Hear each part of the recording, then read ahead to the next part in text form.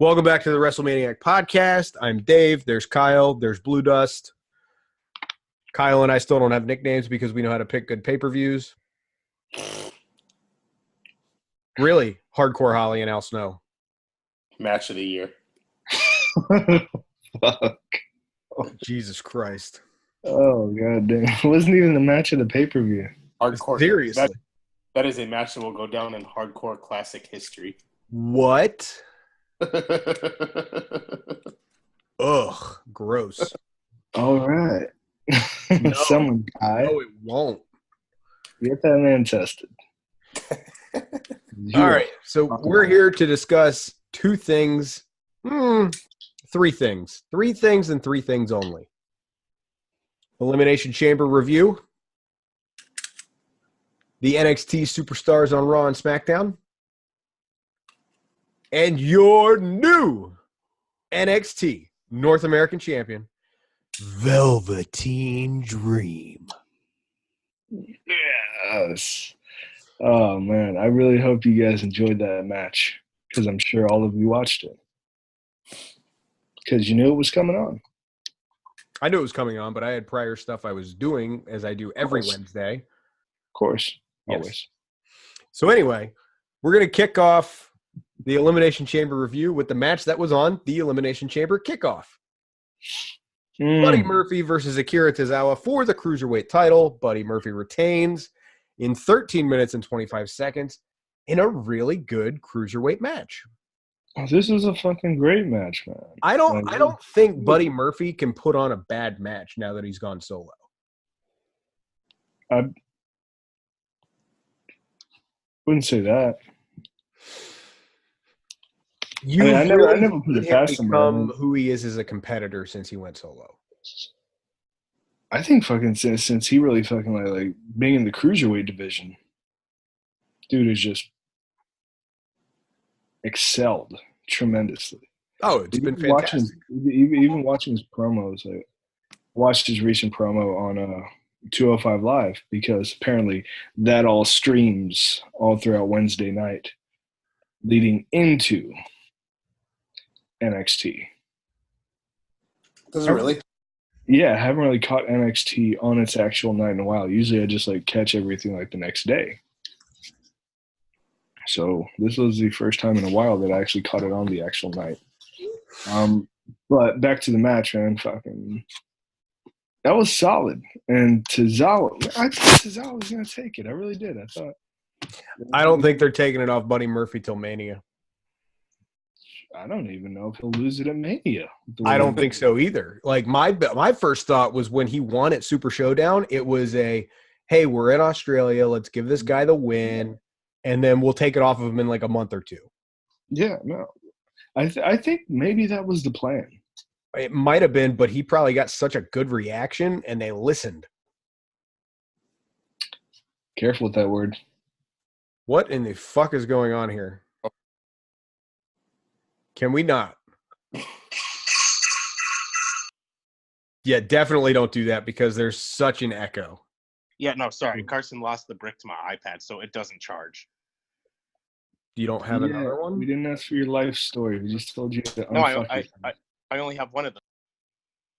Yeah. How do you only have one? I've got like 7. Anyway. Like, you get one with each device. God. You even get one with an Apple Watch. Really? Yeah, I got one. Anyway, I don't understand this. And way to blame the child. He doesn't even know how to count. So you're a child. Jesus. Yeah, you're the child. Fix yourself. Fix it. Well, it's the big brick. The little bricks don't charge it. Yeah, they do. Yeah, not while you're on it. Okay. Charge it before you... Anyway. God, just clownery. Do you have any thoughts on this match? I didn't watch this match. I got home right after it ended. Why are you even here? Like, hey. Why do you exist? Good question. All right.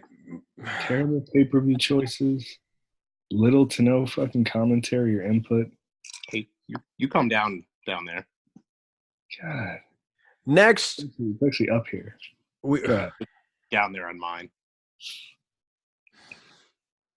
Are you ladies finished? Yes, continue. Next, we start. Wow, that's an old man. Shut up. God damn it. Your hair looks extra horrible tonight. Shut the fuck up. I don't even want to hear from you right now. God damn it. Doesn't Next it look homeless? Oh my God. I swear to God.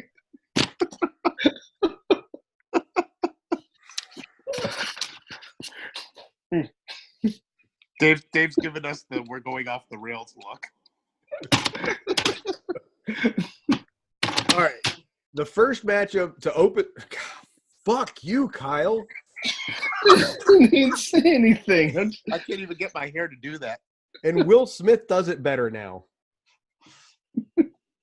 All right. So to start the actual. All right. Y'all run the fucking show.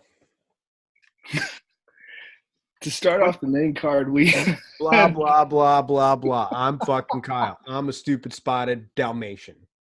To start the show, we had the women's tag team elimination chamber match. Oh, I don't even want to hear. You probably didn't even watch it.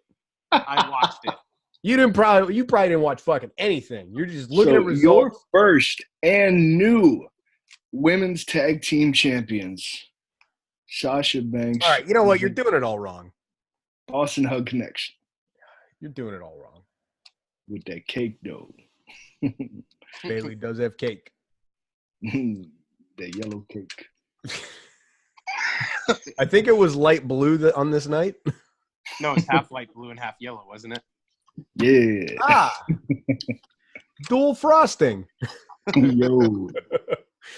All right, to kick off Elimination Chamber, we had the women's tag team title match in the Elimination Chamber. We had the Boston Hug Connection defeating Carmella and Naomi, Mandy Rose and Sonya Deville, Nia Jax and Tamina, the Iconics, and the Riot Squad. It took a lot for me to get into this match. I didn't enjoy it as much as I wanted to. But then it picked up about halfway through because they started doing more spots. And it wasn't so centered around Nia and Tamina pretty much decimating everybody because for a while there, that's all they did. And it really, really warmed my heart at that point. Even if Sonya Deville and Mandy Rose won, because Mandy Rose can't wrestle worth a fuck, even if they won the match, I would have been happy because it wasn't Nia and Tamina. Yeah, no, I'm sorry. Shamu and the ghost of Jimmy Snuka. I could have cared less who won this match as long as it wasn't one of them two. Really? It made no difference to me. Like that is true. He did say that on the show last week that he didn't give a fuck who won as long as it's not Nia and Tamina. No investment. I kind of wanted to see the Riot Squad win it, but I mean, I'm not. Stop talking. Fuck. Not disappointed with the result. Did you even watch? Me? Yeah. I don't think he did. Yes, okay. So this match was a slow start. I think because of the two teams in there. Yeah. Which they said when she was coming out or like early on, because Corey Graves is all up her ass. They're talking about how she was like Mandy Rose was like the most improved superstar, and I was like, no. No. If anything, I'd give it to Sonya Deville because she came in green. Like they came at the same time, but Sonya Deville is a lot better. Oh, absolutely. Than Mandy Rose. So, but at the same time, you got to look at who all was in that match and how far they've come. Because Carmella was fucking garbage when they put the women's title on her. Yeah, she got so much better. That title run gave her a lot. Trial by fire. That title run gave her so fucking much. But I'd say the biggest disappointment for me in this match was how they put out Naomi and Carmella. I understand shit happens. I get it. But I thought the only thing about them getting kicked out was creative was the pin. We knew they were going out first. We called them going out first with all the fucking ridiculousness All the of fucking hoopla. he was doing. You knew that What shit. what a slap in the face, too, to get eliminated by the Iconics. Yeah, that was my thing. How they kept pumping up the Iconics here too. I was like, no. Oh, I figured it out too, by the way. The Iconics are a couple of trolls. Not in that they look bad, because they're fairly attractive women. But look at their shtick when they're on their way to the ring and the way their mannerisms. They're a comedy sketch. They really are. And I don't know what happened. Because I hear when they first came to the main roster, I heard people talking about they were great in NXT. I didn't watch them in NXT. Didn't. Billie Kay was good in NXT. Actually, no, Peyton Royce was really good in NXT. But Billie Kay was all right. I didn't watch them together in NXT. But I was singles excited match. because I know Peyton Royce was really good. But now it's just this. It's the typical NXT crossover to nothing. Yeah. It's the same treatment Apollo Crews got. Incredible in NXT. Awesome. So Shows up to the main roster. Titus Worldwide. Yeah. They got nothing for him. Titus and Worldwide. Now nothing. Now it's nothing. And it's like this resurgence. Okay, he's won a couple of matches against fucking Grand Metalik. Well, he's fucking twice his size. He'd throw him around the ring like a fucking rag doll any day. True. You know what I'm saying? Like it's the same treatment everybody else got, except for the big guys like Finn and Joe and all those guys. Mm-hmm. I mean, even Shinsuke's getting that treatment. Yeah, they put the U.S. title on him. Dude, Finn got that. Finn got that treatment for a long time. Right, but they gave him the first ever Universal title holder spot. His first night on Raw, he defeated who? It was Roman Reigns was the match he won to go to fight for the title, and he beat Rollins. Yeah, but and then he won the belt, but because he got hurt, and then they just buried him after that. Because you had to win 2 matches. He won his first like triple threat match, and then he went and he fucking won the second one, like beating Roman Reigns, and then he went to fucking before he got injured. You know, he got injured during the match, but he was the first ever Universal Champion. You don't come on stronger than that. How did we go from the women's tag team match to this? NXT crossover. We can get into it later. Back to this match. Go on. But the last 2, like, bro, man, we really went down a rabbit hole. Yeah, we did. I have no clue how we fucking do that. But the first 2 teams starting, finishing was fucking great. It really shined a light on how they want this fucking tag division to go, so it's fucking great. And then the sequences they had at the very end, awesome. Yes. I mean, the finish to the whole match was great. It really was. But everything in between was like, oh yeah, let's go. Oh, now it's boring. Well, it wasn't that. I thought they did. Every team came out right when they should have. I felt that everything was perfect. It all worked. The Riot Squad came out at the perfect spot right when they needed to.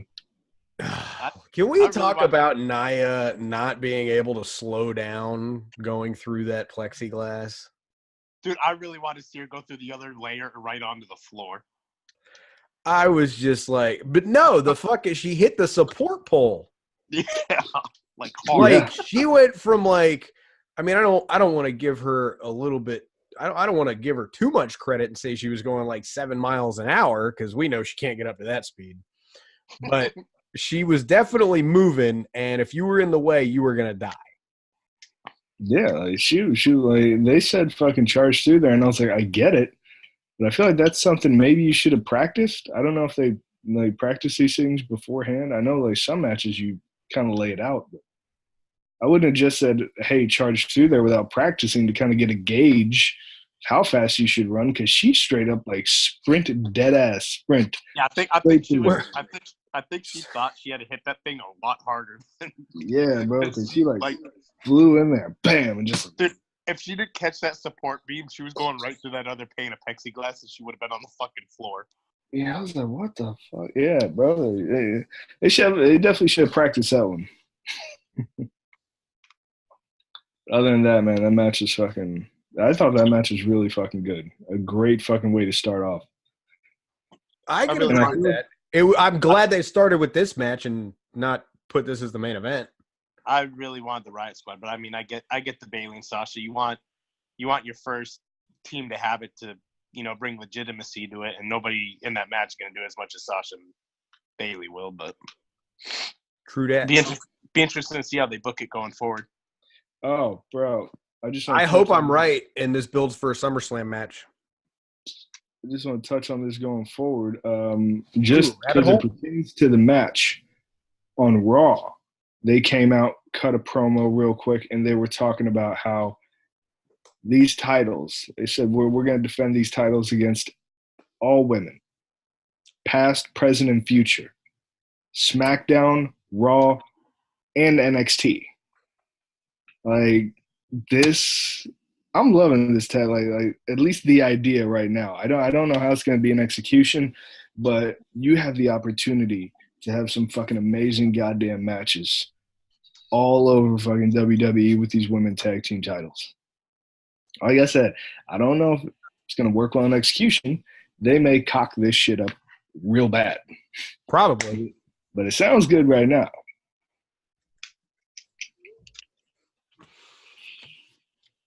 I hope that's the case, because that would be fucking awesome. Speaking of dicked up fucking tag team titles, the next match. Jesus. The Usos defeated Shane McMahon and The Miz. I'm sorry, they defeated McMiz, which is apparently a new sandwich at McDonald's. Well, for the SmackDown tag team titles. I don't even know. I didn't hate the match.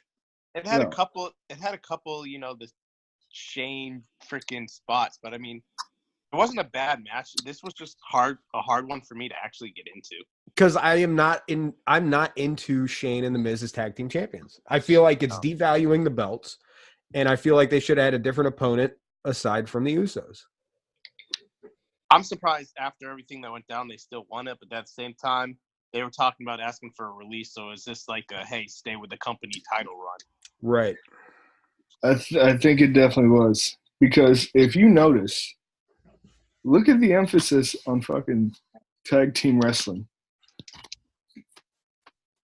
Yeah. The Revival, all the tag teams they've had come up, even on fucking this week's fucking Raw and SmackDown. Emphasis on tag team wrestling. Which is interesting because, AEW put out a little bit ago that they wanted tag team wrestling to be like a focus of their brand. They wanted to be able to showcase that.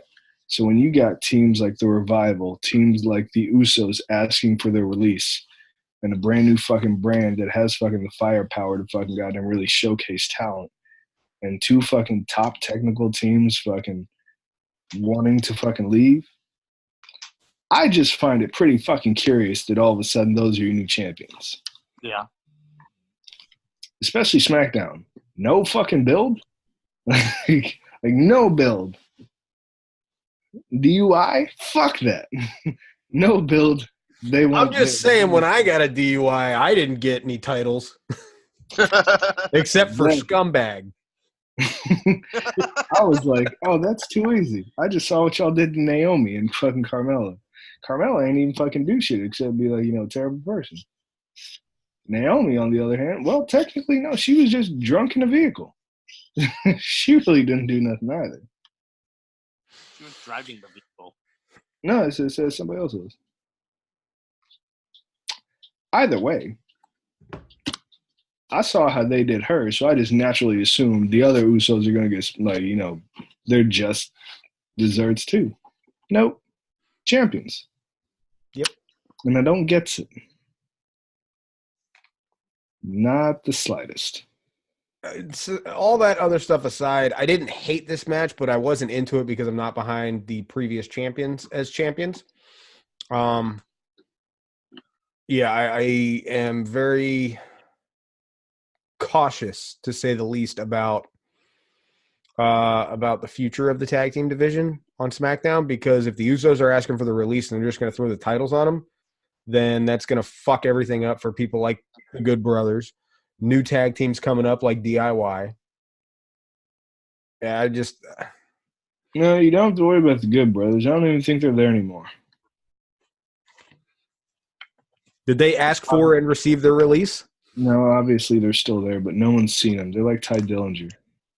Ty Dillinger just asked for his release, actually. Well, he's not getting the title. Watch him win the U.S. title in the next 2 weeks. All of a sudden, he comes up and feuds with R-Truth. You tell me everything I know. Now give me your title.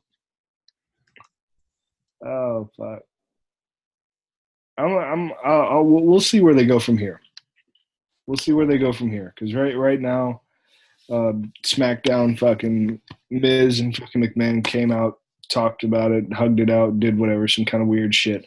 And now all of a sudden Shane McMahon, just because the Usos came out and talked shit, just said, don't worry, we're going to have a rematch at Fastlane. Just gave himself in this attack. I mean, technically, the rematch clause. No, yeah, they're no more. They're not? No. The automatic rematch thing? Yeah. That was one of the things that they talked about. You know, Triple H and everything when he gave us power and then like took it back 3 weeks later. Yeah, he said the automatic rematch thing is it's no longer like a definite thing. And the Usos even mentioned that when they came out and talked about it. I said, yeah, so and we know ain't no automatic rematch clause no more. So they even threw that in there. But after fucking talking shit, Shane was like, you know what? No.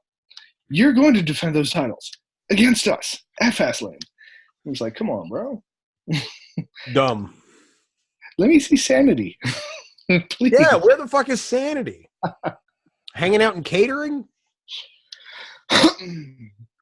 Well, let's move on because this match is depressing me. So next. No, go ahead, Geoff. One of them had a match on Raw, but we'll talk about or SmackDown, but we'll talk about that when we get there. Oh God. Next, Finn Balor defeated Bobby Lashley and Lio Rush for the Intercontinental title. About fucking time. One thing I absolutely hated about this was post-match, they made a comment and said, Finn Balor has been working his whole career to get to this moment. No, he fucking hasn't. He's been working his whole career to get to the moment he had at SummerSlam 2.5 years ago to win the Universal title, and then it was taken away from him because he got hurt, and he's been working to get back to that moment, and now that's gone too. Yep. Yeah. He said it himself. He's like, man, in his promo and Raw, he's like, it's been a while since I've had one of these. Like, yeah, dude, 2 fucking years since you had the title. Holy shit. Yep. Dude, can we talk about how dead that crowd was on Raw? Oh my God, it was so bad. But we'll get to that when we get to Raw. They were horrible. It was fucking embarrassing. I actually wrote notes while watching. Oh, you watched all of Raw? Yeah. I watched everything today. I was very upset. So the match itself, I enjoyed this match. As much as I'm not a huge fan of the handicap style stuff, this match was actually really good. I think this match was decent for what it was. Yes. For a handicap match, this was a great handicap match. I don't know what is happening exactly with Lio Rush and Bobby Lashley. I don't know. Are they planning for a WrestleMania match where Bobby Lashley just whoops the fuck out of the tiniest person on earth? I don't know. It was weird. It was like Bobby Lashley was in there. I did like the dynamic where fucking Lio Rush tagged himself in and ultimately lost because I was like, yes, that ties in. That makes sense. But yeah, to lose.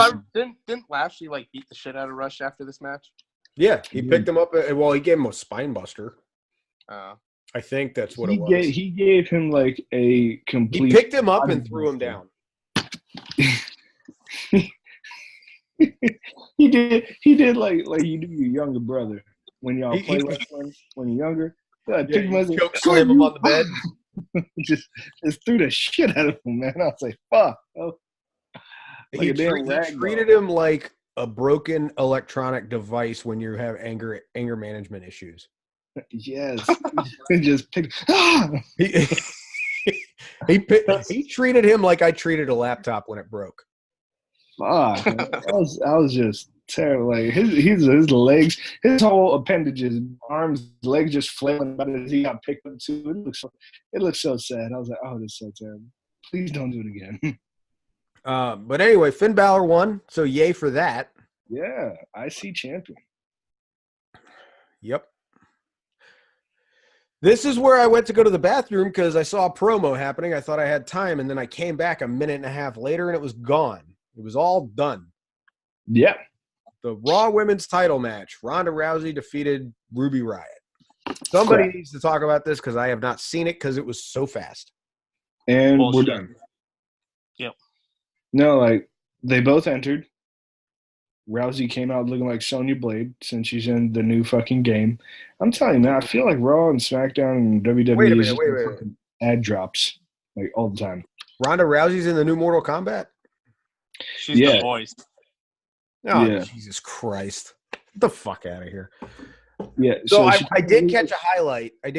Ruby Riott hit her at the beginning of the match and then got destroyed. I don't even remember her getting any offense. Yeah, I don't remember that. Yeah, it was like as soon as the bell rang.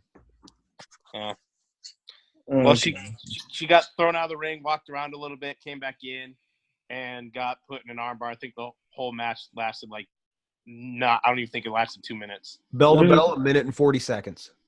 Yeah, it was quick. Charlotte's goddamn promo before the match was longer than the fucking match. Yeah, I don't know why they had the promo before the match, then the match, and then they had the promo after the match. I get it. You're going full into this, but come on, man. Like, give us a match. Dude, I'm getting sick of fucking Charlotte, though. I mean, she's doing her job as a heel then. But is she really a heel? Yes. Huh? Well, I mean, I would hope so. Because I'm glad that WWE picked up on the fact that everybody loves Becky, and she is the anti-hero. She's the Stone Cold of the women's division. No, she's not. Yes, she is. Anti-establishment because she's not listening to the suspensions. She's doing pretty much what Stone Cold did back in the day. Not really. I mean, they're trying. She's more Daniel Bryan. Mm-hmm. He's more Daniel Bryan than Stone Cold. Fair enough. Stone Cold. Well, yeah, because she's not coming out spraying people with a beer truck. I get it. Well, yeah, no. I mean, like she wasn't just like anti-authority. Like she fucked up the authority, or like he fucked up the authority. She's not doing that. She's like slapping people every now and then, disregarding suspensions. No, Stone Cold was whooping the shit out of everybody. You know what the best part? You know what the best part of this match was? When she fucking laid waste to everybody with the goddamn crutch. That was magnificent. I did watch that because I caught those highlights on Raw. Not even part of the match. But okay. Yeah, I get what you're saying. The best part of this whole, whatever you want to call it, segment is, and you know some of those shots fucking hurt. Yeah, no, Ronda was bleeding because so was Charlotte. Bro, oh man, dude, Charlotte fucking like kind of like showed her arm on SmackDown when she was like in backstage. Her whole fucking upper arm, this fucking whole area just bruised to fuck. I was like, damn. Bruised to fuck. That's a first. Yo, bruised to fuck. Like purple and black. The whole upper arm. Gross. Like, shit. That don't look good. All right, moving on. We have the Baron Corbin defeating Braun Strowman in a no DQ match thanks to Bobby Lashley and Drew McIntyre. Why the fuck did Lashley have anything to do with this match? I'm telling you, man, they originally injured Braun as like a trio of people. So Corbin probably just enlisted both of their help again. It doesn't make sense, but it just kind of I understand happened. Drew. Yeah. It's how it happened originally. He enlisted two big guys to help him out, two big heels, and they just did the two big heels thing again. I mean, granted, it's kind of ran its course, and no one really understands why now, but it doesn't matter. Let's see. Just like that whole entire match didn't fucking matter. Yeah. It was Bad. It's not good.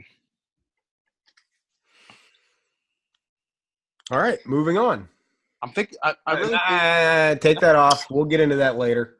I really think with these gimmick matches, they're trying to hide the fact that Braun really can't wrestle.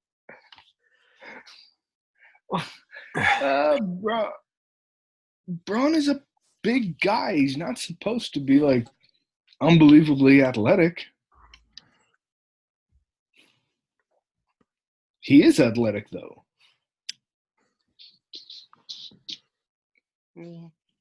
I don't get what you want, man. Like, was the Big Show an amazing wrestler? No. Anytime Blue Dust, I'll wait. When's the last time you watched a match with Braun Strowman in it and was like, damn, that was a good match? How many matches have you watched with the Big Show? Tables match wasn't bad. Tables match was pretty bad. I don't think it was bad. I didn't think it was good. I didn't think it was spectacular, but I don't think it was bad. We'll go decent. I'll go decent. But enough on that. Let's get to the main event because yes, we need to talk about this dude. Daniel Bryan defeats AJ Styles, Jeff Hardy, Kofi Kingston, Randy Orton, and Samoa Joe in the Elimination Chamber. Can we talk about the fact why is goddamn Joe getting eliminated before fucking Jeff Hardy? Fucking why? That's a good question. And something better left to management.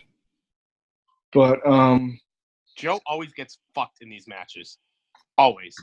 I wouldn't say he gets fucked. I don't appreciate it. Maybe he's happy with his position. I don't know, man. I don't know. We always see Joe. Maybe he signed a contract with AEW to start after Mania, and this is their way to say, hey, fuck you. Yeah, who knows? But, I mean, this has been happening for a while. But, I mean, it's not like he hasn't occasionally. Like, they keep him. I think they keep him here because he is upper, like, top-tier talent. But they don't want to give him a title. But they want everyone to know that he's capable of being in these places with all these people. And they keep Jeff Hardy there because he's a fan favorite. Uber over fan favorite. Just because of his fucking career. You can't be like, oh, damn, that Jeff Hardy promo was fucking hot fire. No. You can't be like, oh, man, fucking Jeff Hardy in the fucking ring was so unbelievably technical and fucking flowed with fucking such amazing fucking whatever the fuck. No, you mostly remember all of his ridiculous-ass fucking stunts and the fact that he is probably should have died like 50 times. Yeah, I was about to say the fact that he's not dead. Yeah, like that's like he's super fucking over. He's a fan favorite. You're always going to keep him in there, do some crazy shit. Speaking of crazy shit, that swanton off of the fucking chamber pod onto AJ Styles over the turnbuckle, that literally has less fucking clearance to hit than when he does it from the turnbuckle into the ring. Less space, shorter distance, less clearance. Nailed it. That shit was fucking amazing. Dude, when he set up for that, I was like, this motherfucker's about to nail his head on the back of the fucking ring post. Yeah, so the fact that he didn't do that. And then, if you remember back at Hell in a Cell, when he fell off the top of the cell through a table face first. Yeah. His face broke his fall. Why wouldn't he last a little bit longer in this match? He has paid his fucking dues to this company. Not just the business, but this company. So, there's your answer for Joe. Joe has paid dues as well, but elsewhere. Yeah. We just need Joe to keep looking good, going around victimizing people, then losing at main event spots. And how does Orton just, like, not do shit and then, bam, main event? Because he's Randy Orton. I mean, I get it, but he is Randall Keith. I don't agree with that one either, personally. I think Joe should have outlasted both of them. Mm-hmm. But he's Randall Keith, and he's Jeff Hardy. Yeah. And Samoa Joe is Samoa Joe. In the eyes of the casual WWE fan, they know Randy Orton. They know Jeff Hardy. They don't know much about Samoa Joe except for NXT and his time in WWE. Mm-hmm. Hasn't been the greatest. No, it hasn't. His time in NXT was a lot more fruitful than his time here. But so fucking shit. Bobby Lashley's time in fucking Impact, man. That dude was a fucking monster. Bro, what blows my mind is look at the time since Joe's come up and look who we've had as like Intercontinental champs and US champs. And you can't put even a mid-card title on this dude. R-Truth is the goddamn US champ right now. I'm not taking anything away from him, but goddamn, like. You also got to think, how long has he been part of the company? What has he given to this company? I mean, not saying you're wrong. Do you think anybody signs a contract wanting to job? No, but he did because he loves the business and he loves the company. They take care of him. He takes care of them. Who in their right frame of mind would want to go for 5 years talking to an imaginary kid named Little Jimmy? And doing his damnedest to get it over. And it got over. Those Little Jimmy t-shirts, I looked it up. They were in the middle of the pack for sales. Above some of the main event talent. Yeah. Because he got over with the crowd. He adapted to the change. He got over with the crowd, the majority, which is a younger generation.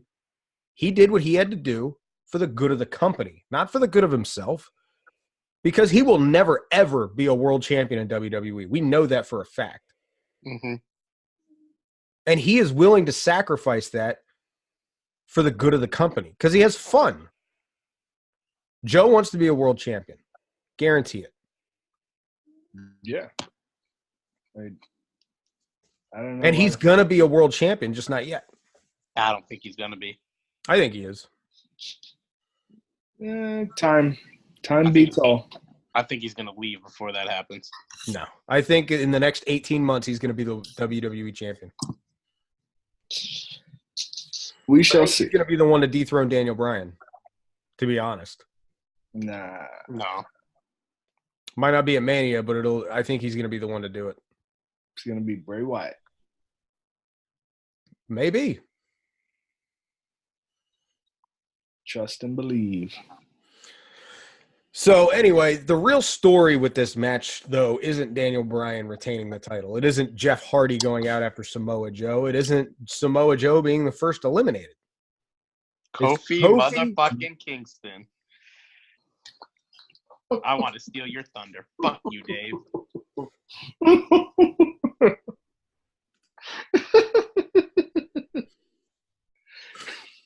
Fuck you, Blue Dust. All right, man. Kofi Kingston had a hell of a showing. I'm just saying, this was all within a week, too. Mustafa Ali's injured. Can't compete. He found out on Tuesday he's going to be the fucking guy. Yo, man, I'm just saying, this fucking speaks to him. Because, I mean, yeah, like, Kofi's a great wrestler. He always gives you, like, one of those uber fucking athletic moments at fucking Rumbles and shit like that. So, actually, I'm going to stop you, Kyle. I'm going to bring this up. Who is the biggest underdog in this match that you did not expect to see go anywhere in this match? Jeff Hardy. No. Given resumes, given everything, as a casual fan, Kofi Kingston would have been anybody's pick to go out first. Yeah, just like a last-minute throw-in. Yeah. Last-minute throw-in. Sure, he got a bunch of wins in the gauntlet match on SmackDown. But nobody expected him to be the last one eliminated and to go as long as he fucking did. With Daniel Bryan, too. Not just and he fucking did wonderfully against one of the most technically sound wrestlers of this day. That dude took two of them fucking running knees to put him down. Kicked out after the first one. And I really want to fucking just applaud WWE for this. You took someone who found out on Tuesday, put them in a gauntlet match, built them up like fucking like the ethereal fucking underdog. Like you ever the underdog Kofi Kingston. Let's see what he can do when he gets in that chamber. And the crowd just fucking lit up so much behind him. It really started to become babyface versus heel. And wasn't he one of the first ones to start the match? No. When did he enter? Third, because he was the Iron Man. He did. Daniel Bryan and Joe. That's right. No, so what was crazy was it was like legitimate underdog babyface and truly fucking despised and hated heel. And he eliminated Randy Orton. Yeah, he did. So, I mean, I thought the dynamic was fucking great. You planted seeds, you gave people hope, and people, like, you should have seen social media. People were like, they're motherfuckers saying fucking, if Kofi doesn't win the fucking title at Mania, like, I'm like, wait, what? You're out of your fucking mind. No, but what I'm saying is people are so behind Kofi from Gauntlet match, Elimination Chamber. That's it. 2 matches, less than a week. And he has such a fucking following behind it. It's huge. This is how you book. It's simple. Good, evil, heel, babyface. And just book it. I thought it was an amazing job. And the ending of the match really fucking spoke to just how well they fucking planned this shit out. The crowd was livid, pissed, and just cheering Kofi. Then when the New Day came out for that extra added fucking sympathy, they were there to fucking goddamn like take care of Kofi. And the crowd was fucking And perfect. what Big E said to him, 11 years, man. You deserve this. 11 years. And like just hearing that, I mean, it was fucking great. It was great. No need to cry, Dave. I mean, it wasn't that serious. Shut the fuck up. Damn, dude. I'm sorry. I know. Look, for everybody who can't see us, Dave just had to take off his glasses, wipe his eyes, because he was one of those fans. Like, that shit hit him. I remember like, we were watching it together. He was like, if Kofi doesn't win this, I was like, yo, Dave, I mean, calm down, man. But no, Dave, he got a little teary-eyed. It was a real hard match for him. It's okay, though. Anyway, moving on. 11 years, Dave. That's Elimination Chamber. Some of the matches were not great, but I approve of the majority of the results. I thought it was one of the better pay-per-views in recent memory. Oh, Greg! Oh, Jesus. Stop canoodling. We're doing a show. I am definitely not doing that. Get out of here. Quit gallivanting around with your mangina. I hate you so bad. Come on, Greg. Next. My wildest. That's it for Elimination Chamber. Any more thoughts before we move on to Monday Night Raw? No, man. I want to fucking get to it. All right, Monday Night Raw. Kyle, you're so anxious. Let's go. Fuck that goddamn crowd. Was that Lafayette, Louisiana? Yeah. Garbage. So dead. Bro, you tell me this. When Triple H comes out and tells you about Elimination Chamber, you're not excited, you saw it, fine. You get a pass. He tells you about fucking Degeneration X being inducted into the Hall of Fame. You don't give a fuck. Go fuck yourselves. He tells you on that fucking night, you're going to get Aleister Black, which I'm upset at WWE for not keeping this a secret and just bringing them out randomly throughout the night. Yeah. But he tells you get Aleister Black, you get Ricochet, you get Johnny Gargano, and you get Tommaso Ciampa, and you fucking still don't do anything. Like, dead as fuck. Like, what the? Yo, this crowd was fucking terrible. Like, there were times where I would see wrestlers and a lot of them pause when giving promos just like for like, you know, expected reactions. And dude, when Finn paused with the belt after he said it's been a while, so like no reaction, dude. It was like crickets. I was like, what the fuck? Man? Like, it's been 2+ years. Be happy.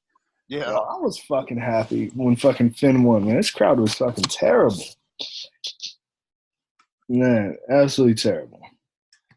But outside of that, fucking I thought it was funny when he did make a mistake. Triple H was giving his promo. He's all like, he said something like NXT talent. He meant WWE talent or some shit like that. He was like, messed up. This is a live show. We don't make mistakes. He said his whole entire statement. I was like, ha, clown. This looks like Oh man. Then he announced a tables match between Baron Corbin and Braun Strowman, which I really wish they would stop this whole feud thing. I don't know. I agree. After that, we got a Heyman promo, which showed a weird video of Brock's life. Don't really care for it. Good for Brock. And then he got cut off by Balor, who came out, and they went to commercial. Then they came back from commercial. And Paul Heyman's promo was done. Paul Heyman was gone. I don't know. Maybe it's the whole time thing now because they can't go over 3 hours. Yeah, sure. Yeah, it's possible. It was really weird. Like, yeah, the Paul Heyman thing was all kind of pointless. Like, it just didn't fit. It was like you could have given matches more time if that was the case. If it was really so hard to fill time, I mean, yeah. Then you had fucking Balor come out, give his promo. Leo Rush came out. Blah blah blah. Gets fucking attacked by fucking Bobby Lashley, and then Ricochet comes out to a dead crowd. Yeah, like completely dead, like no reaction. As soon as I heard that fucking music, I was like, "Oh yes, fucking crickets! All right, wait a minute. I love when they do that. Yeah." So then you had fucking you came back to Balor and Ricochet versus Lashley and fucking Rush. Really good fucking match for being like a quick fucking tag team match, just kind of thrown in there. Can we talk about that Ricochet springboard off the fucking barricade? Yes. Okay. He did some Ricochet shit. He did. He did. Plus, fucking him and Leo Rush have worked together before in fucking other fucking wrestling promotions. So to see them get back in the ring and fucking work out, it was fucking really good. Next, you had fucking oh man, I missed fucking because I don't get to fucking see it all whenever I don't watch it the night of. So I missed the backstage segment with fucking Balor and Ricochet. No, Evil DIY. Evil DIY? It was lame. Bobby Roode and Chad Gable like, why are you getting a shot at that blah blah? And we don't even have a match. And then the Revival showed up, cut their shtick, and it was dumb. Okay. Well, then the Revival comes out. And you know who's coming out next? Johnny Gargano and Tommaso Ciampa. Yes. No fucking reaction. Yeah, none. No, it was terrible. I was like, okay. Like, I'm sitting here marking out on my fucking couch. Well, maybe you guys just aren't sold on fucking NXT yet, but you just saw Ricochet. So come on, get a little pumped. Nope. Fuck off. They were like, how? It was almost like they didn't know who the fuck they were. And so here's why, as mad as I am for them for not holding back, I understand why they did it. Although I thought it was really weird with Michael Cole narrating over everything. I feel like you just could have shown together highlights with actual Morrow fucking announcing from it. Yeah, that was weird to me. Yeah, I didn't think you needed to narrate. But either way, what's done is done. So they at least gave you an introduction so you could see all these people's bodies of work and then see them in ring. Didn't really give a fuck. This fucking match, though, was fucking good. Plotted along a little bit at some points. But it was a good match. It made me think of their days when they were all in NXT. Now their matches there were a lot better. Yeah, I think because, more time to plan, everything like that. And the chemistry was probably still there. Right. So they're probably knocking off the rust and everything, but they still fucking finished fucking solid. Got a great win. Not to mention fucking NXT fucking this fucking week. All aces. Mm-hmm. Motherfuckers all came up with fucking W's. So probably not going to happen. Really hope it leads to an invasion angle somewhere down the line. One where I can actually go click on the eye under pay-per-views on the fucking network, see invasion, and not want to literally kill myself and my fucking future children all Benoit style. Maybe. Wow. Inappropriate comment of the night goes to Kyle. God, I can't top that. That's how much it hurts fucking the invasion angle. There were small moments, Dave. Small moments of happiness. But overall, suicide. Next. Josh and Bailey came out to give a promo. A little bit longer than I think it should have been. It was kind of weird. I don't appreciate when I'm sorry. All I'm thinking of is the tractor trailer rolling down a hill.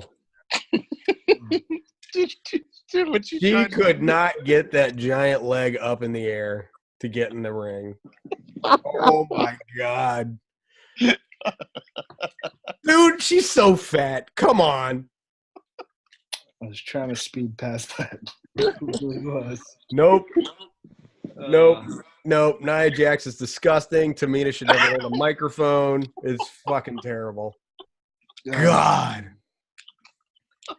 Anyway, go on. Just her plopping down on the apron. Biggest thing that came out of this promo. Nia Jax pie. They announced fucking the defenses and title defenses are on all brands for any fucking goddamn comers. And what's great is fucking Candice LeRae has already fucking voiced her fucking opinion on this. She's looking for a partner. So in the future, probably gonna see fucking Sasha and Bailey versus Candice LeRae and someone else in a fucking goddamn title situation. I mean, I'm fucking chomping at the bit to see some of these tag teams that they come up with. That's the only thing noteworthy that happened in this promo. Moving on. McIntyre versus Ambrose. It was a match that was made early in the night because Ambrose wanted to fight Seth Rollins. McIntyre wanted to fight Seth Rollins. What's that? You said Ambrose. And then Ambrose walked up and slapped the fuck out of McIntyre. Just like right there in front of and Triple H. And then Triple H was like, so you want me to go ahead and change that match? He's like, change the damn match. Bro. I know, like, you get the taste slapped out of your mouth. Like, that's embarrassing. But that match was so not good. It wasn't a good match. It was a quick match. It was. It was like 4 minutes. Like a really quick throwaway match. I was like, I don't even understand the point. Then Dean Ambrose came back. And he was behind Seth. He said something, and then Seth was like, have you lost your mind? And this was funny to me. I was waiting for him to say probably and then walk away. But the look he gave was actually really funny. The look spoke volumes. It was hilarious. He's all like, yeah, where were we at out there? Could have used you. I want to believe it's a work that he's supposed to leave or some shit or I watched the WWE Chronicle on Dean Ambrose, and he is not happy. Yeah, not at all. Because he came back. I mean, he's a fucking Grand Slam champion, and they're just sticking him in to build other people's storylines. They don't have anything for him, which, I mean, that fucking sucks. Yeah, you don't have anything for Dean Ambrose, one of your fucking marquee fucking guys on any show that you put him on. Like, he's there for a reason. Well, don't care. Move him to SmackDown. Give him a fucking run with the U.S. title again. Give him something. Yeah, anything. Hell, just put him in fucking feuds that matter. Yeah. He doesn't even have to fucking win. Just put him in a feud that has a story that matters. All right, so after that, we had the fucking main event of the night, which really was stupid. They put Rousey versus fucking Ruby Riott for the title again. Dumbest thing ever, right? No. This is the match that should have been on fucking Elimination. Pay-per-view. Agreed. Like, I fucking saw how this was starting off, and I was like, oh, this is going to be stupid. And I didn't appreciate how they kept playing up the Riot Squad when she was coming out with him. Because now you make it seem like she can only do this well when she has the Riot Squad. Mm-hmm. She's not capable on her own. And if you do that, then you undercut her. And if you undercut her, how am I supposed to believe in her when she gets up there? Mm-hmm. See, back-asswards booking. Clowns. But this was fucking actually a really fucking solid match. And I'm at the point now to where I just don't like Ronda Rousey. However, I can't take anything away from her. As far as like wrestling ability and everything, yeah, you're not the most technically sound, but your athletic ability more than makes up for it. I just don't like you as champion though. No, not at all. Can't get past that. Your promos are still fucking terrible, but your in-ring performance has literally gone really, really far up. And I attribute that mostly to your athletic talent. So you win this round. Moving on. I thought Ruby Riott was going to win. Did you see that Riot kick she gave when she was Yes. Right there on the fucking dome. I was like, they're really going to change this? There's no fucking way. No, they can't change it. And then she kicked out. Yeah. But man. Oh, that's it. Moving on. Shane O'Mac fucking starts off. Promo, Miz interrupts, apologizes, all kinds of ridiculous crap. Usos come out. And like I said earlier, Shane just announced himself and The Miz because he got upset for a tag title rematch at Fastlane. You can't do that shit, Shane. Yes, Shane. Don't be a dick, Shane. Clown. This wasn't even the worst part of SmackDown. Oh God. No, we're about to get to we're gonna get to that. Wait a minute. We missed a very, very key moment for Raw. Quite possibly, yes. Elias versus Aleister Black. Oh fuck, god damn it. The fourth one. And how about the absolute no reaction to Aleister Black? Yeah, like how the fuck? The no reaction to fucking Elias. I think he did that on purpose because when he started talking, no one was saying anything. So he said, no, I'm not going to do this. Yeah, he forced a reaction. And then Aleister Black's music hits and nobody moved. Silence. And I'm like, are you fucking kidding me? I'm just freaking out right now because this is awesome. And you guys are just sitting there. You guys are seeing it live. I'd kill to fucking see this live right now. And how can you not react to Aleister Black's theme? I mean, Kyle, you remember when we went to TakeOver, and all we wanted to see was Johnny Gargano versus Aleister Black versus Tommaso Ciampa, but we didn't get Aleister Black. But we still were losing our shit for the other guys.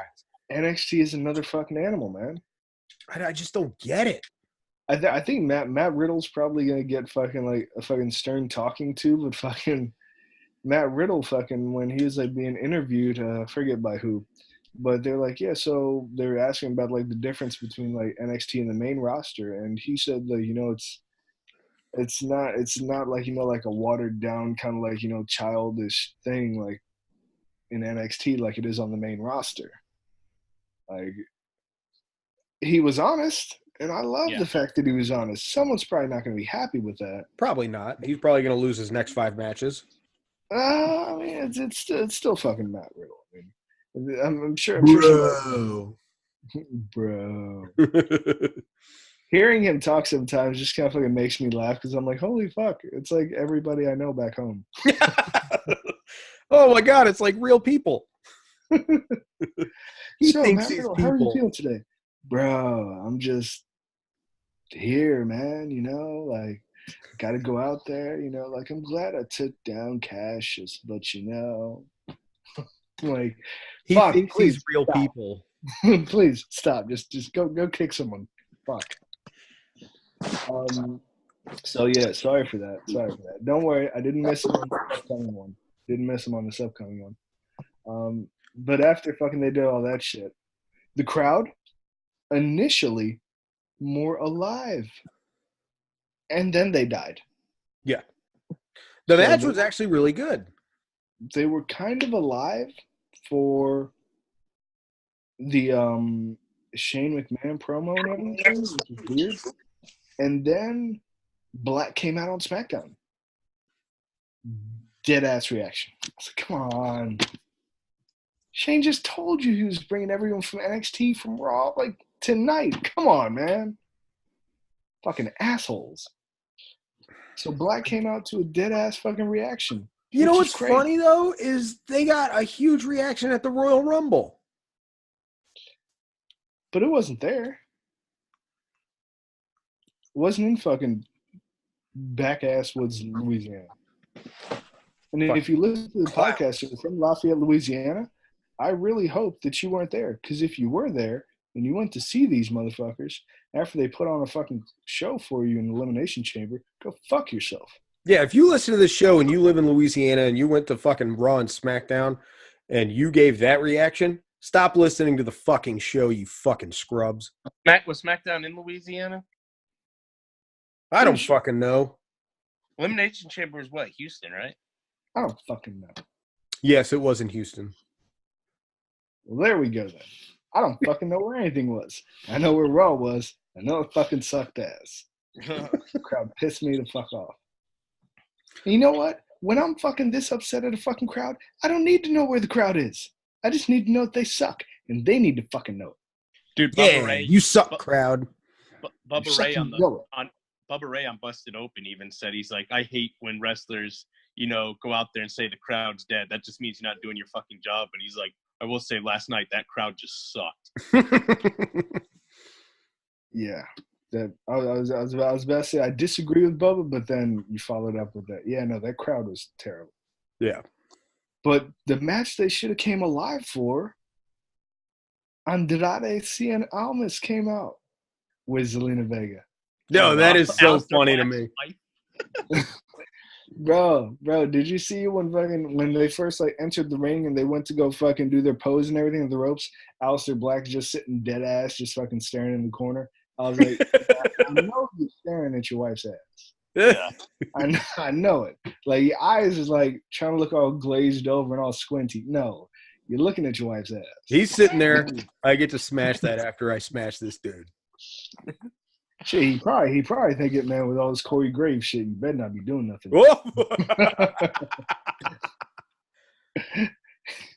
That's probably why he fucking goddamn hit the motherfucker so hard a couple times in that match. But no, seeing fucking this match again on the main roster was fucking great. Terrible it didn't get a fucking solid reaction. Agreed. Yeah, no reaction. I know. But I fucking hate this crowd so much. I hated fucking this crowd too. If it wasn't Lafayette, didn't like this one. Although they did get better. They did get a little bit better, not very much. Backstage segment seemed kind of dumb because they went and just interviewed Evil DIY. And I was like, why are we doing this? Why are we talking to Johnny Gargano and Tommaso Ciampa? Just let them go out and wrestle. But then the bar came up. And the bar was fucking goddamn poking and prodding and making fun of them. And then they're like, no, we're not here to set the bar. We're here to break the bar. And then the bar just laughed and walked away. And I was like, oh, shit. DIY in the bar? Damn fucking straight. That was the next goddamn match. No, it wasn't. Pretty fucking true. That's what I got on Hulu, bro. You're missing Asuka getting pinned by Mandy Rose. I thought that was after that. It wasn't. I'm pretty sure it was before. No. Anyway, doesn't matter the order. Well, I'll get to that. All right. So DIY versus the bar. Beautiful fucking match. Really played on the fucking big guy, little guy. And I was royally fucked up. I know we went and fucking saw him live, Dave. I don't know why I thought Tommaso Ciampa was taller than he was. I don't know why. I thought he was taller. But he got he's been in the ring a lot with Gargano and Black, who aren't exactly the tallest. Yeah, no, that's I really thought he was taller. And then fucking when I saw him in the ring with Sheamus and Cesaro, I was like, huh. Even Cesaro you don't think of as being this big dude, but he just looked like he towered over Ciampa. Yeah, they both just looked like they just towered over fucking Ciampa. I mean, yeah, Johnny Gargano is not a big guy, but Tommaso Ciampa, I thought it was no, not a big guy, no. But this match was fucking really fucking just solid. The fucking hits, they're really fucking keeping it kind of dominant on the bar side, but the fact that they were still fucking finding ways to fucking give fucking active and legitimate offense to DIY or evil DIY. I don't want to give them credit. They're not good people. For what they were doing, it was fucking amazing. Like 100% fucking amazing. And DIY or fucking Tommaso Ciampa with the fucking roll up. And like he did like a fucking roll up, then fucking like laid on top of his legs too, just for like the extra security for that pin. DIY beat the bar. Dude, that freaking super kick knee thing they do. Oh man. Fuck. I'm telling you. All these motherfuckers. So, only match I was a little bit disappointed with. Sanity. Sanity was here. Mm-hmm. I know, right? It's amazing. Sanity was actually on the fucking live show. Crazy. But Eric Young faced off against Ricochet. This was, I'd say this was a decent match. Because I mean, you had these guys fucking going back to back, like just wrestling match after match after match. I mean, so I figured fucking like Ricochet may be a little bit tired or something, but he still put in a good fucking performance. Eric Young did. I didn't feel they had like super solid chemistry. Mm-hmm. The match kind of drug on a little bit. Like not too late. It felt like it drug on longer than it was, you know? We've watched matches like that before. Yeah. Okay, so outside of that, next we had a moment of the night for me. Asuka was on TV. I was super pumped because for some fucking reason, WWE finally felt like they should put their SmackDown Women's Champion on SmackDown. I don't know what's going on. It's fucking weird. But anyway, Asuka was actually on television. Why are you shaking your head, man? The Women's Champion was actually on TV.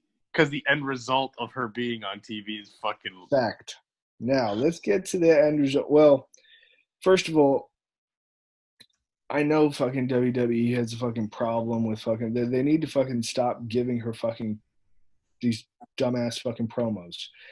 Somehow, Asuka was able in NXT to say more with her fucking promos when she was giving them down there than she is on the main roster.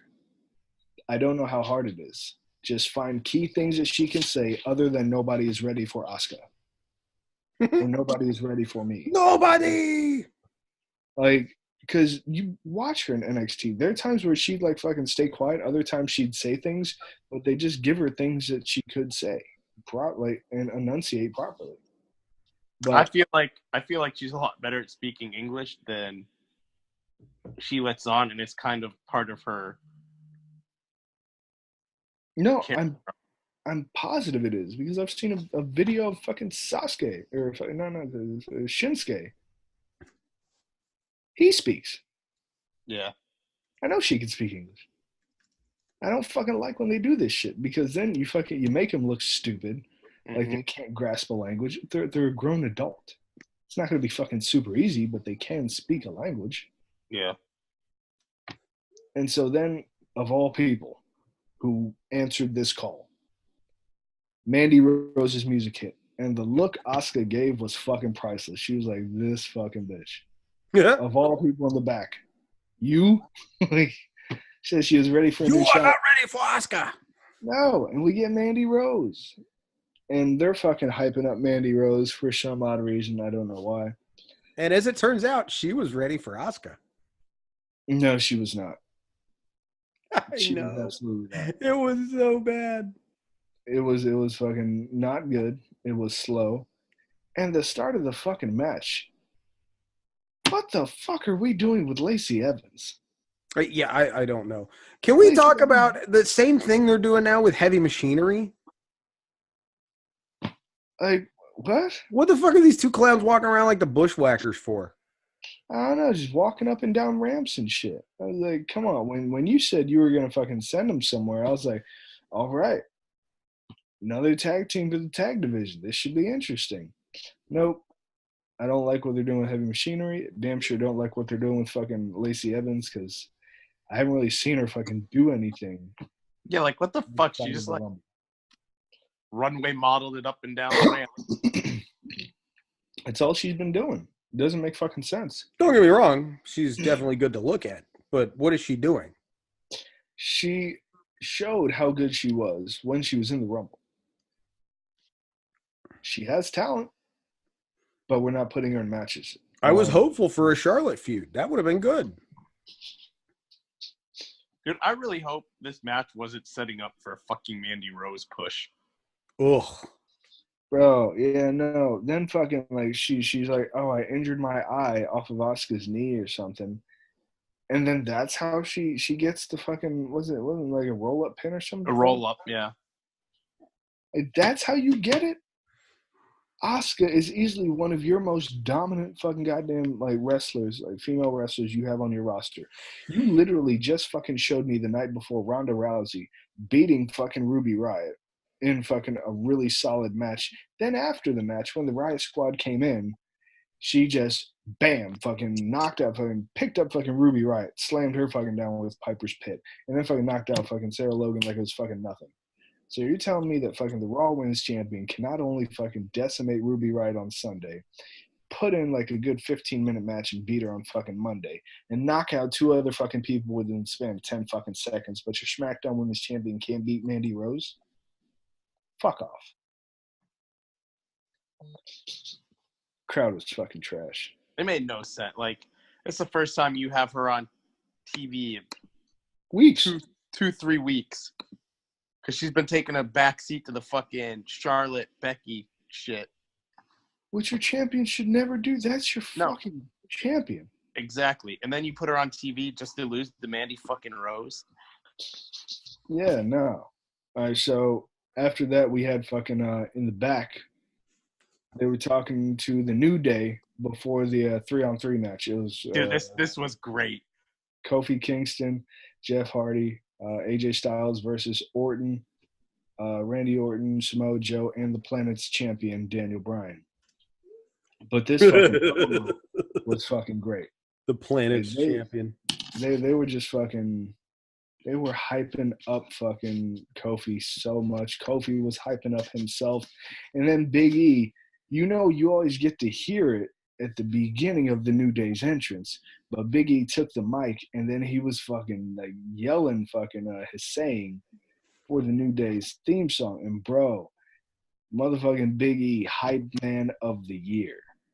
Like that dude looked like he was about to blow multiple blood vessels in his neck, head, and have a possible aneurysm at the same time, all while screaming. Hype man of the year. That shit got me pumped the fuck up. I'm just saying. And then the fucking match. This match was fucking great. I just loved how many fucking different dynamics there were the fucking match. And it never broke down. No. Like it really I thought they were gonna do that thing, you know, where fucking everyone fucking like does all their finishers and everything's all fucking hectic and shitty at the fucking end. Never really fucking broke down. It was good, consistent, and it flowed fucking throughout the whole time. Fucking Kofi Kingston was getting fucking pops from the fucking crowd. People were fucking chanting Kofi. It's the most alive the crowd was the whole fucking night. Most alive the crowd was all week. I mean, I'm not going to say that because as Geoff or as Blue Dust pointed out, it might have been multiple locations. So I don't want to shit all over fucking this crowd for everything. What you got, Blue Dust? I know you saw this too. Kofi. Word. Appreciate it. The match ended with Kofi pinning the Planet's champion, Daniel Bryan, at which time Shane O'Mac comes out and announces that at Fastlane, Kofi Kingston is going to face Daniel Bryan for the Universal or the WWE Heavyweight Championship. Yeah. And that match is going to be good. Yeah, but I forgot wow, how did I forget that they announced that? Completely forgot about that. That match is going to be good. Moving on to the final moment of the night, NXT. The North American Championship. Velveteen Dream had his golden ticket to challenge whoever he wanted to. Said he wanted to challenge Johnny Gargano for the North American title. This SmackDown was in New Orleans. SmackDown was in New Orleans. That's surprising. The crowd in New Orleans was that dead. Yeah, I know. They still disappointed about the Saints, or shit, probably. Always hold a grudge for no damn reason. But that North American title match was fucking shit hot. Oh yeah. That was a takeover fucking goddamn. Yeah, that was a takeover main event. Can I tell you how I don't want to say awkward but weird it was to know he lost the title on the tapings, but on Raw and SmackDown, see Gargano walk around with the North American Championship. Honestly, you know what's crazy? I never thought about it. When I saw him with it, I was just like, yep, that's it. It never really hit me until I turned on NXT and they were like, oh, the North American Championship is on the line tonight. And I was like, well, I already know who wins. Yeah. But it doesn't matter. You could have told me the final sequence of how Velveteen Dream was going to win with two fucking Death Valley drivers. Mm-hmm. Or two Dream Valley drivers, followed by the Purple Rain match. I've been like, oh, that's a solid. It still couldn't do justice to this fucking match. This match fucking started off fucking with, technical wrestling and everything, and Johnny Gargano doing his best to get the advantage. And, thrown in there. Oh, shit. Oh, nothing. Totally unrelated to wrestling. Okay. Want to share with the whole class? Huh? Want to share with the group? Yeah. Zion hurt his knee and is not going to return. Who the fuck is Zion? Who? Apparently you don't watch college basketball. No. Oh, okay. No, I've heard of him. I don't know why I was thinking of a wrestler. I was like, who the fuck is Zion? Is it TNA? I know you watch Impact. Zion TNA? Okay, yeah. Oh, anyway. So, Dave, a little bit disappointed. I know. Messages, but you're going to watch the whole thing? I'm going to be watching the whole thing. Bro, Dream slaps the taste out of Johnny Gargano's family's mouths. Not just his mouth. His whole family felt that shit. Yeah, it was a bitch slap that went back 5 generations. Bro, that shit looks so. He had to get out of the ring. After he got slapped, he had to leave the ring. He's like, damn. Oh, this is so terrible. He's apologizing to ancestors for that slap. Yeah. I'm sorry I just took that, Grandma.